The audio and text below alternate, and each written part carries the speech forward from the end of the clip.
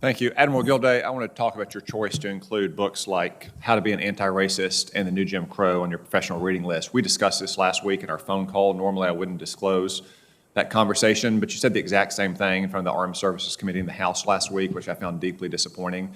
When you're asked questions about this, you characterized it as a criticism of sailors for being weak. That is a straw man. It's not a criticism of sailors being weak. It's a criticism of your decision to include these books on your professional reading list, which ensigns and sailors across your service take very seriously. So I just want to give you a sampling of some of the things that are included in books like this. That the notion that capitalism is essentially racist and racism is essentially capitalist.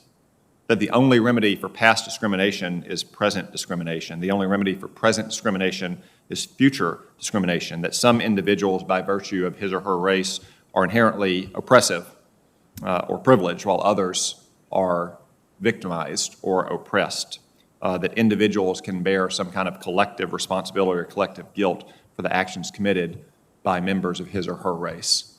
Admiral Gilday, how did these books get on your reading list?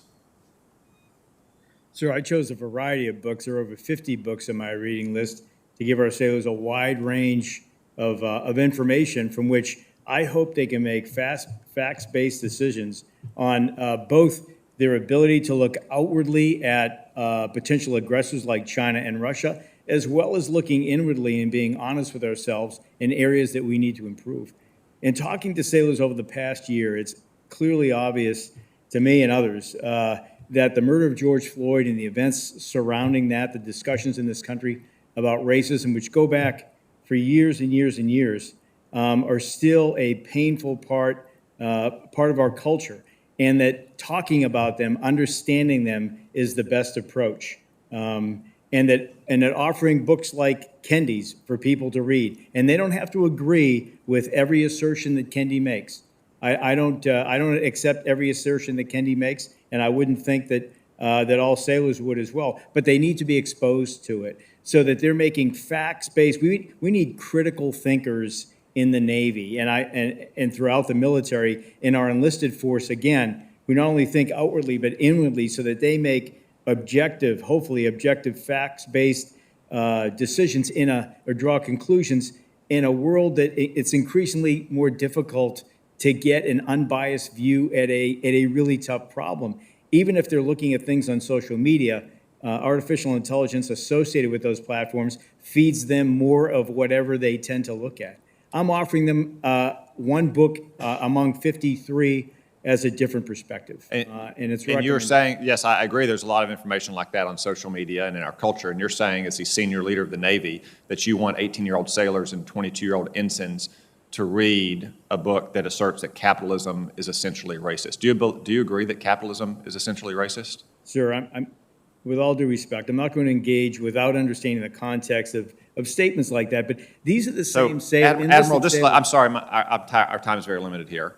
I know you said this in the House Armed Services Committee last week.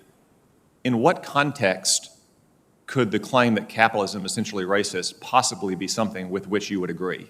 So I have to go back to the book to take a look at that. But again, this comes down to trusting sailors who are running nuclear power plants on submarines at hundreds of feet under the water, under the polar ice cap, that are maintaining the highest, the most complicated and complex jets in the world. We put them in harm's way every day. I think, sir, I believe that we can trust them to read books like that and to draw reasonable conclusions. Well, it's not just a matter of trusting them, it's a matter of how they spend their time. And you, as the Chief of Naval Operations, are suggesting in your professional reading list that it's a worthwhile endeavor for our sailors and ensigns to spend their time reading books like these, as opposed to, say, books on maritime strategy or basic seafaring skills, which also are included on your list. But there's plenty that are not included on your list that I think would also benefit them. I mean, the Navy has had genuine cultural problems now for many years, whether it's the McCain and the Fitzgerald having collisions in the Western Pacific, the Bonhoeffer Shard catching fire in port, the Fat Leonard scandal, a Navy SEAL team being recalled from Iraq because of a breakdown in basic military order, a patrol boat in the Persian Gulf surrendering to what is little more than an Iranian fishing boat, The Navy has had some genuine cultural problems and drift and lack of focus that it needs to address. Assigning books like these and encouraging your sailors to take the time to do so is not a way for the Navy to regain its focus, Admiral. Thank you, Senator Cott.